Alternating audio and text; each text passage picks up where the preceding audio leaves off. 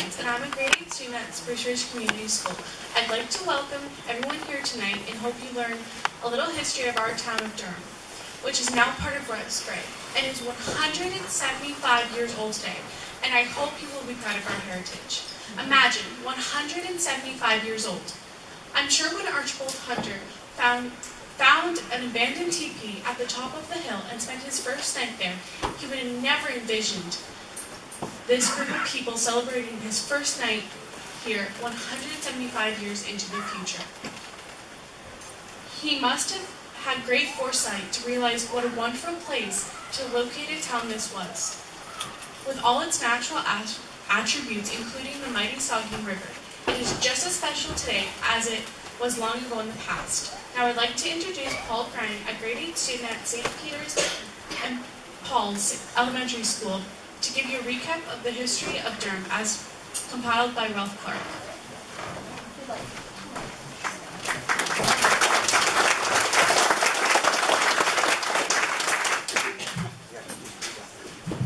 Most people have heard of Archibald Hunter, the founder of Durham.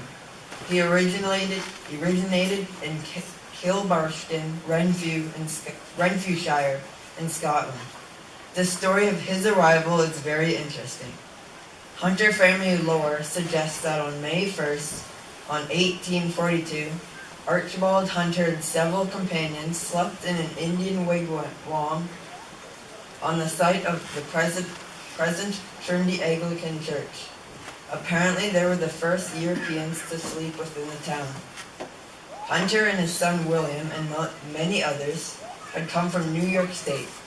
Along the forested trail, they had met some of the surveyors who had just surveyed the Durham area, and they were advised that it would be a great place to settle. So we can imagine the group approaching the Saugeen River, removing their boots and rolling up their pant legs so they could wade across the river. The high hill was climbed, and they spent the night in the bark structure that had been left by the early native travelers.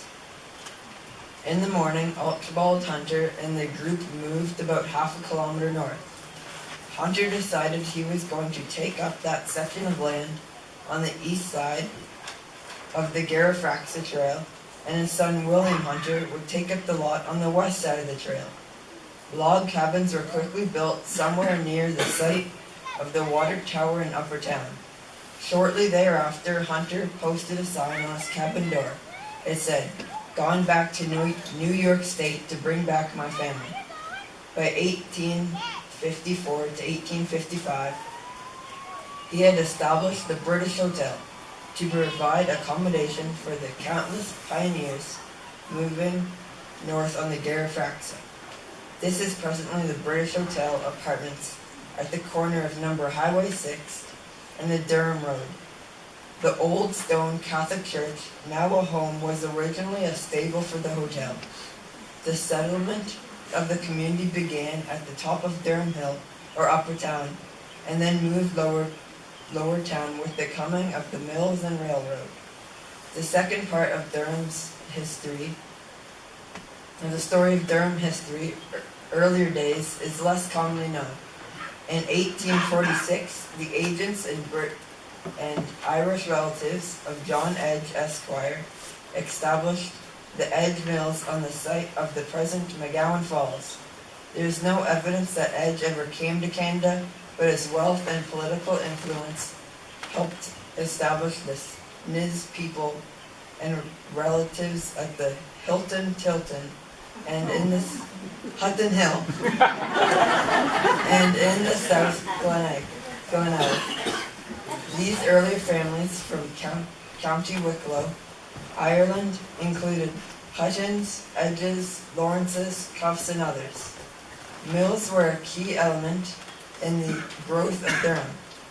In 1846, at the Upper Dam, a sawmill was established on the north bank of the Saugeen, and the next year, a flour mill was established on the south bank.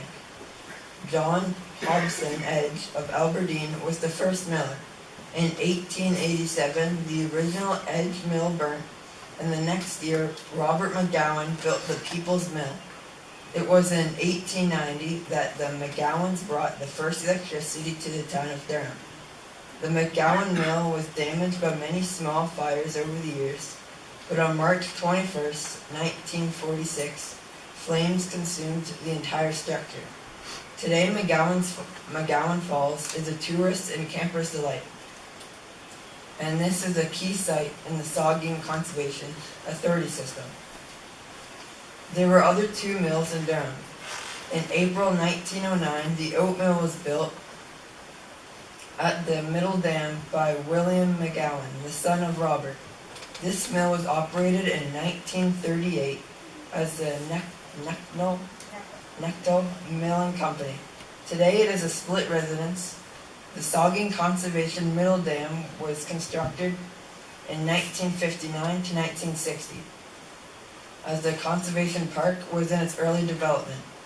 The third mill was established at the lower dam. It also had a very early history. It was about 1853 that Peterson established his mill. By 1875, the McKechnie brothers, Gilbert, Neil, and John, were the owners. The McKechnie mill had a chopping and grist mill. It also manufactured lumber, shingles, and lath. Later mills were John Ewan, starting in 1926, and lastly Bert and Keith Dixon in 1947. This was at the present site of Old Mill Apartments. Let me share a basic timeline with you before we get into more detailed stories. In 1848, George Jackson established the Crown Land Office in Upper Town and names the community Durham. It had been also known as Bentinck previously. In 1849, the town of Durham was surveyed. In 1851, the first census of Upper Canada shows us that 155 people lived within the town. In 1854 to 1855, Archibald Hunter's British Hotel was built. The George Jackson Home was built in Upper Town, the present home of Joe Kim. The Inkerman Foundry was established by Adam and Alexander Cochrane. Presently the site of the former West End Motors. In 1858, the population of Durham was 600. Sometime in this period, the house called On the Hedges on Durham Road East was built for Archibald's son, James Hill Hunter, who married the granddaughter of explorers Simon Fraser. In 1872, the town of Durham was incorporated. This means that it officially became a town. Alexander Cochrane, who was the first mayor of Durham, and the population was 1,250. In 1875, the town hall was built. It was located to the north of the present Tilton Hilton and was moved to its present site in 1915. In 1875, Red Brick Public School was built on Elgin Street at Mill Street. In 1879 to 1880, the Grand Trunk Railway, later CNR, came into town from the south. In 1882, the Knox Presbyterian Church was built on the west side of the Durham Hill. In 1890, the first electric power came into town and the hydro poles and the street lights appeared. The population was about 2,000. Let's talk about industry. Previous to the turn of the 19th century, the Inkerman Foundry was one of the town's prominent businesses. It manufactured farm implements during the horse and buggy days. In 1999, a group of local business people established Durham Furniture to provide local people with employment based on the abundant forest resources in the Grand Bruce County. This significant industry later was purchased by the Crayler Manufacturing, and at this time the world's largest manufacturer of furniture, and now again operates at the Durham Furniture Company. Over the last century, furniture and crafting skills have enhanced the reputation of our community. The T. Eaton Company, Limited, was a major buyer in the products of both Durham Furniture and the Crailers for their catalogs and stores across Canada over many years. When Princess Elizabeth, now Queen Elizabeth of Britain, was married, the Eatons ordered ornate wooden moldings in a variety of patterns as a gift for her new residence. These were produced in the factory and shipped to England. At the time, the factory was owned a prime local forest, and was able to select the very best grade A maple. Harry Styles Sr. made the knives from sheets of steel to produce the molds. For a period of time, electricity was produced at the rocky Saugeen Dam, and this powered the factory in the daytime, and the Durham streetlights by night. In 1901, the Portland Cement Company, a $1 million venture, was set up in what later became the Durham Sand and Gravel Pit, south and east of Tim Hortons. This company developed a rail line to move marl from Welder's Lake. This complex had a huge smokestacks and was highly automated for these earlier times. Within 20 years of the raw materials was consumed, the site then became a source of stone, sand, and gravel extraction. Most of, not all, of the gravel for the first Toronto subway system was sourced from this Durham pit and shipped by rail to Toronto. Let's continue with the timeline. In 1807 to 1809, the Canadian Pacific Railway entered town from the east and was built across the river at the bottom of the Durham Hill. In 1911, the Andrew Carnegie Library was built next to the church. It was closed last year and moved to the south end of town. It was built halfway up the Durham Hill to satisfy the residents of both upper and lower town. As was the fire hall across the street. In 1912 to 1913, the Durham High School was built along the Saugeen River on George Street. This is now the location of new homes developed by Don Tremble.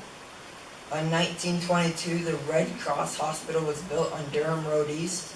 Presently, this is also the new location of a new housing subdivision. In 1929, a fire totally destroyed the McIntyre block. This was the northwest corner of the main intersection where CIBC now stands. In 1930, a town water system was established. Durham had been plagued by numerous fires over the decades.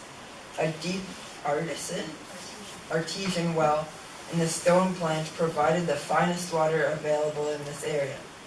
It was long before the Walkerton water crisis and the present need for chlorination. In the early days, some of the people used public pumps and carried their water home.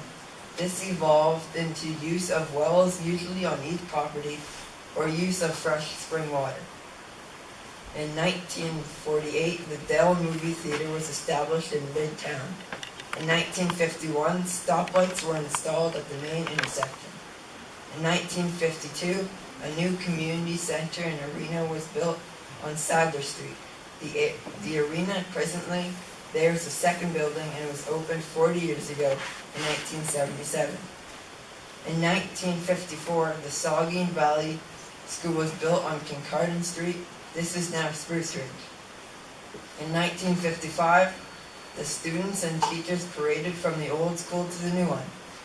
In 1959, the Saugeen Valley Conservation Park was created, and the middle dam was constructed in the early 1960s. In 1962, the new hospital was built on College Street. In 1964 to 1965, the first part of the sewer system was installed. In 1971, the Madaw House, Johnson Building, Fire destroyed the southwest corner of the main intersection. This site now contains the Royal Bank, Becker's, and LCBO. In 1975, the fire hall and police station was built. In 1984, the Grey County built Rockwood Terrace. In 1996, Durham won the provincial communities in bloom for towns under 5,000. In 1997, Durham won the national communities in bloom for towns under 5,000, scoring the coveted 5 blooms. This is after our devastating flood. In 1997, the Frazzle ice flooding took place. 10% of Durham's population were out of their homes for 15 days. The old mill seniors apartments and many homes were damaged. In 2001, the town of Durham was amalgamated with Glenelg, Bentinck, Normanby, and Newstead to create the municipality of West Grey. This has been a short recap of the history in our town. Many changes have been taking place, but we remain a beautiful and friendly town as we proudly move to the future. The information presented here today was provided by Ralph Clark from his history ebook, Up the Durham Hill. For a more complete story and for serious historians, contact him if you wish to purchase his 1,600-page town history, and I'll tell you, it's really comprehensive and it's a wonderful book. For more information on the history of education in Durham, read the article presented by Don Crosby in the April edition of the Spotlight. It's got a good write-up about the history of our education system. I hope hearing some of the history of our town's beginning and its development to today gives you a sense of pride and spirit in your town. Our MP Larry Miller is in Ottawa and unable to attend, but has given us a message to read to you, as well as our MPP Bill Walker, who is in Toronto. Both send their regrets and best regards. I'd like to call Rebecca Hergert forward, and I'd like to introduce you to our newest West Grey councillor, Rebecca Hergert. And Rebecca will read you the words from our MP and Carolyn, MPP. thanks so much for the alumni band. That was really awesome. Anyway, these are the words of our MP, Larry Miller. Good evening, everyone. I would like to start by thanking myself for reading these remarks on my behalf. Thank you all for coming out to celebrate the 175th anniversary of the founding of Durham. Unfortunately, I was unable to make it tonight, but I trust this will be a spectacular evening. Founded on this day in 1842 by Scottish-born Archibald Hunter, Durham has a long and proud history. Durham also has an impressive legacy as a great hockey community, even producing a couple of players for the Boston Bruins in the 1920s. Durham has remained a strong and vibrant community and has persevered through many hardships. It is because of that perseverance that this 175th anniversary is cause for such a celebration. I would like to thank the Durham Girls Alumni Band and the municipality of West Grey for all of their hard work. And thank you to everyone here in attendance tonight. Signed, Larry Miller, MP.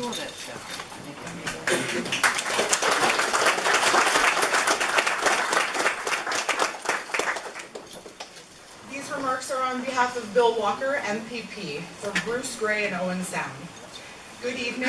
As a member of Provincial Parliament for Bruce Grey, Owen Sound, I would like to take this opportunity to thank you for the invitation to bring greetings from the Government of Ontario as you celebrate your 175th anniversary of the founding of Durham. On that note, I regretfully cannot be in attendance tonight due to work commitments at Queen's Park. From the first night that Archibald Hunter spent in what would become Durham, the community has enjoyed a storied history. From the early days of the first settlers through the boom years of the furniture industry to today, the people of Durham and area have shown spirit, determination, and grit as the world has changed around them. Much success has been achieved, and that same spirit is alive and well today in a place everyone is proud to call home. It is with humble gratitude that I express my sincere appreciation to everyone who has played a leadership role over the years, along with the thousands of people who have volunteered their time and their talents across a wide multitude of charitable, not-for-profit organizations and service clubs to make the community the success that it is. Thank you to citizens past and present, as well as their spouses and families, for all that you have done and continue to do. And I sincerely hope everyone in attendance today enjoys the evening of music, fellowship, and refreshments as you celebrate this special occasion together. Special mention to the Girls Durham Alumni Band, the municipality of West Grey, for their efforts to organize and host this special celebration. Happy 175th Durham, and much continued success in the future. Sincerely, Bill Walker, MPP, Bruce Grey, Owen Sound. It's a keepsake for you.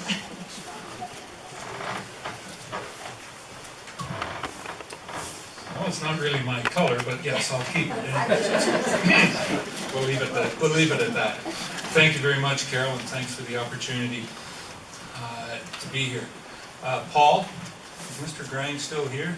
Paul, that probably felt like 175 years when you were up here giving that. But thank you for giving us all of that. And I'd just like to say thank you to the Durham girls. Truly it was the Durham girls that had the inspiration to do this. I just can't imagine what it must have been like for Archibald Hunter to be here 175 years ago, trudging, as Paul had indicated, from New York on foot, because that was the only way it was. Took a look at the river out there today and the amount of rivers that they must have crossed. It is May 1st, and I noticed that there was nobody swimming even over the weekend in the river. So to get here, we've got to give a great debt of gratitude to the individuals that have created and made Durham what it is today. A very important part not only of our community and of Grey County and of Ontario, but of Canada as a whole, because there certainly has been more than I think our fair share of individuals that have created and made this country what it is today have come from the forefathers and continuing, even with young individuals that we've seen up here tonight, of continuing the growth not only of Durham, but of Canada. So I say thank you to our forefathers that have made it what it is, and thank you everybody for coming out here tonight, and to the next 175 years. I know that I won't be here to celebrate that, but some of the younger people, maybe in the next 50 years, will be able to, or even the next 25 years, will be able to celebrate 200 years of Durham in the best way, in the way that we know how to do so well. So, Carol, thank you very much. She's very good. She didn't even put any words in my mouth while I was up here. Thank you, Carol, for getting together, and as I said to all the organizers, wonderful way to kick off 150 years of Canada, but 175. There's a number of celebrations obviously going on, and I hope to see everybody out at a number of the functions that are going for 150 of our country. But remember, Durham, pretty much the center of Canada, so we've got to remember that as well too. Thank you very much, everybody. Now these are Chris's words. I would like to congratulate Durham on the occasion of our 175th birthday. Being a part of the Town of Durham's history was an honor. Even though the corporation of the Town of Durham has ceased to exist through amalgamation into West Grey, the pride and spirit of our citizens and our town carries on in its present form. I wish everyone the very best and hope we can all use this momentous occasion as a springboard to a positive and progressive future. As our old Town of Durham motto stated, forward together. Sincerely, Chris Kennedy. I guess we should give Chris announcements.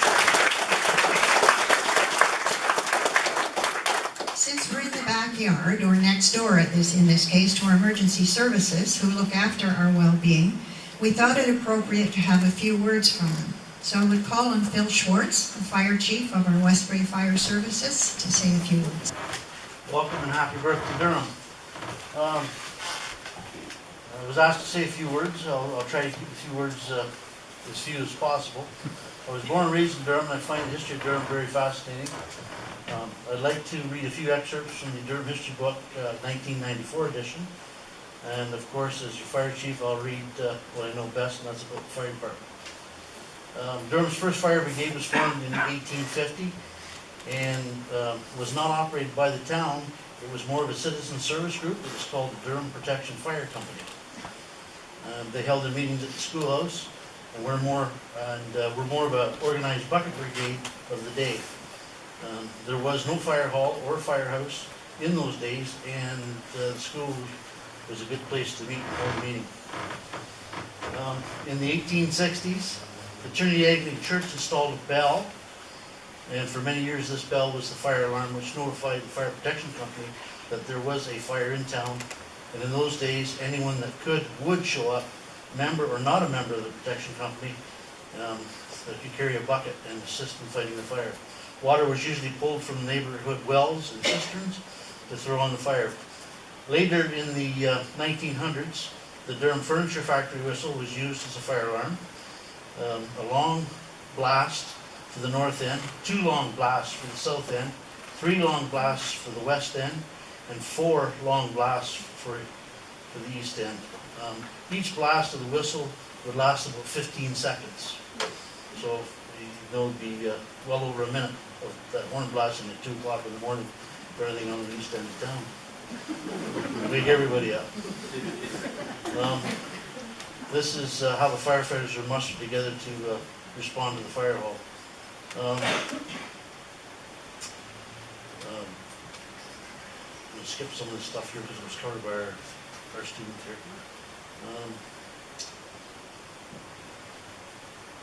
The fire hall roof was later fitted with an air raid siren, which became the norm after the war across North America. Fire sirens did not appear during the war or previous to World War II. It was after World War II when they came out, mainly because a lot of communities had sirens that were installed as a warning system during the war. Now we have 911 voice paging, we have central dispatch services, and CAD, computer operated dispatching. So we've really come ahead in 175 years. There were several commercial industrial fires in the earlier years, such as foundry fires, to sawmill, church fires, and of course residential fires as well. One common practice was to cover your roof with blankets, which in those days was usually, your roofs were usually cedar shingles and very combustible. The blankets were kept wet, and that was done if there was another structure burning in the neighborhood. Not until 1894 did Durham acquire its first fire engine. It was a Ronald's horse-drawn steam engine. That steam engine is still in town today. It's owned by the Alumni estate and has been looked after by them. Tanks and cisterns were built around town in strategic locations to supply water to the steam engine for fire suppression. In 1897, Durham finally formed its first volunteer fire department, operated by the town. It consisted of 1 engine company, 2 hose companies, and 1 hook and ladder company. There were 21 members. Simply that meant the engine, there was 2 guys that ran the engine. There was the hose company, so it was 2 hose reels, hand-pulled hose reels through town. So you can imagine pulling up that hill. And then the hook and ladder was a horse-drawn wagon, which was fitted with ladders and pike poles, etc. And now here we are, some 175 years later. We have amalgamated. We have 3 fire stations, 70 firefighters, and 13 pieces of rolling stock. We purchase fire protection from 4 other fire departments and operate under a countywide mutual aid agreement, which we can call for assistance from our neighbors from time to time, which seems to be becoming the norm more and more now. No longer do we respond to only fires. Now we respond to anything from fires, medical emergencies, traffic accidents, farm accidents, commercial accidents, and the list goes on. I'd like to say that the history here in Durham is a rich one, and if you like discovery, take a look around you, get a hold of a history book, and you might be pleasantly pleased or surprised at what you find out. So anyways, thanks. Hello everyone. I look out on the crowd and I see lots of people that were once involved with the band or are still involved with the band. Durham has a really rich history. The band is a huge part of it. All you have to do is go to the arena and go into that nice enclosed area that we have now and see the beautiful mural that we've got painted. You can see exactly how much this town has supported the band over the years. I myself joined back when I was in grade 7, and that's nearly 40 years ago now. I can't believe it when I sat down and started writing this. I had no idea what I was getting into. A girlfriend of mine just actually looked at me in music class and said, "Do you want to join the band with me?" And I went, "Sure." Next thing you know, I came over. I really didn't know what I was getting into. I really didn't understand what was happening until that very first parade. And that's the thing that hooked me, was the very, very first parade. It was so exciting, so fun to perform, to hear the clapping of the audience, to feel like you're part of something much bigger than just yourself. Of course, that was followed by many parades where we froze, we boiled, competitions where we fainted. There was all kinds of interesting things that happened. Sometimes we wondered why we were in the band. But if you stand back now and we look at it from a different perspective than when we were in it, think of how much character it built. Think of the work ethic that it instilled in all of us. Think of the discipline that it gave us. We were so dedicated when we were young. I remember practicing my trumpet 3 to 4 hours a day.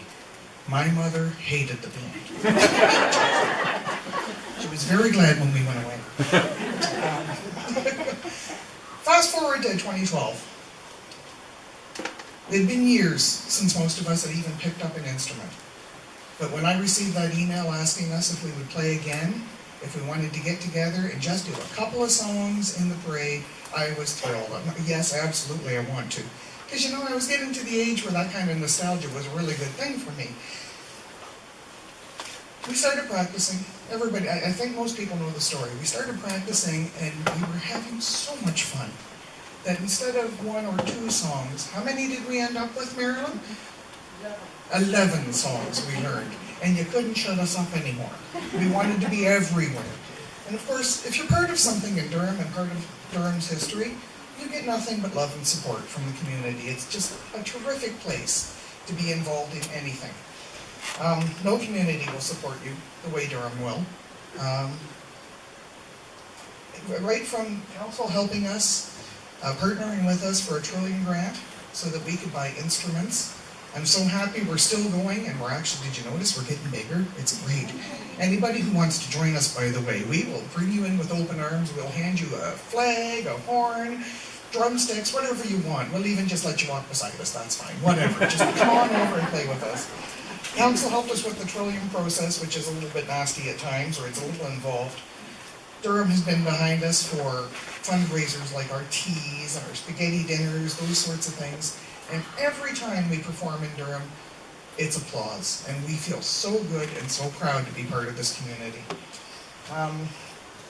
That's about all I had, actually. Thank you very much, Durham. There's nothing like feeling part of this family. And thank you for joining us tonight to celebrate a very big milestone for Durham. Happy birthday, happy 175th, and we hope to see you for Canada's 150th. We're gearing up, and we got lots of stuff to do for you. Thank you.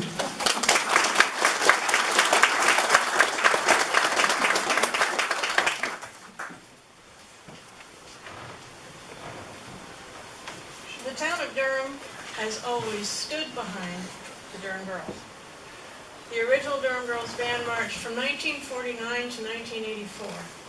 The people of Durham have always supported the girls through fundraisers, dance-a-thons, St. Patrick's Day teas, slave days, banquets, car washes, you name it. We wanted your money and we would do it. I don't remember practicing 3 to 4 hours a night.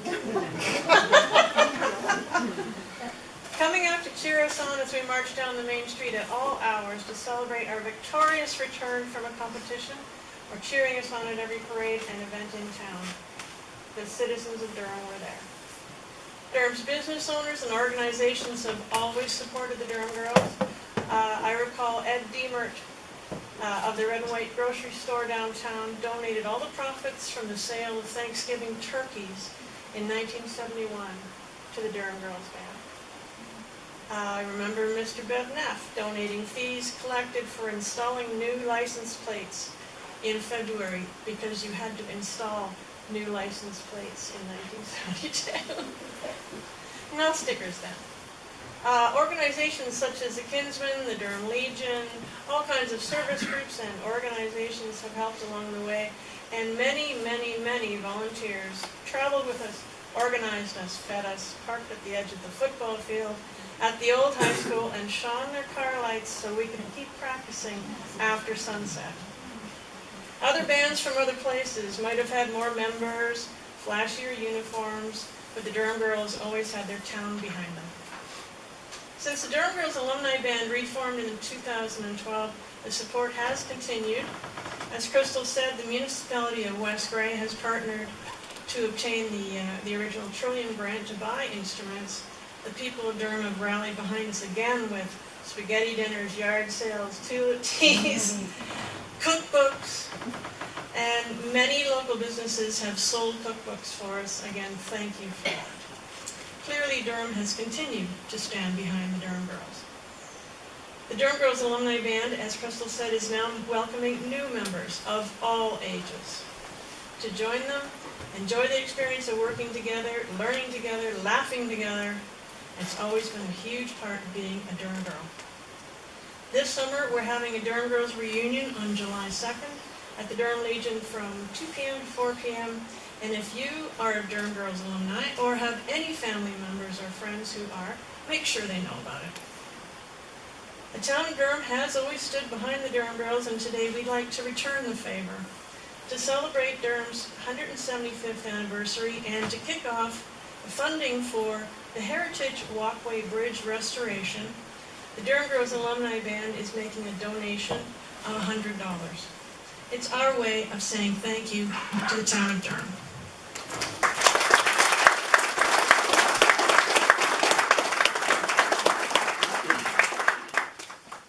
Here's a big check and it's going in. I didn't make the thing big enough.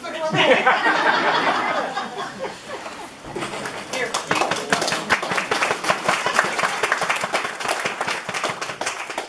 Thank you. Thank you, Carol, for the opportunity. On July 1st, West Grey is hosting the Canada 150 celebrations here in Durham for the whole municipality. They begin at 3:30 with a parade, and you will see the Durham Girls Alumni Band at the head of the parade. Right behind the horses. No. No, they told us that we shouldn't put the horses right beside the band, so you will be first. And the horses will be. We are looking for floats for the parade, floats of all kinds.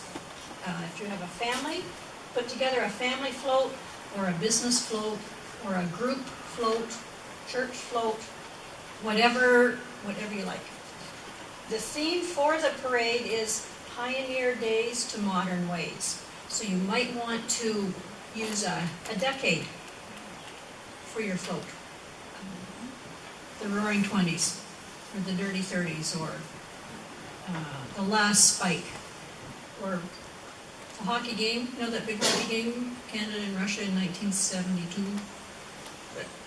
So use your imagination, but we want to see as many people as possible.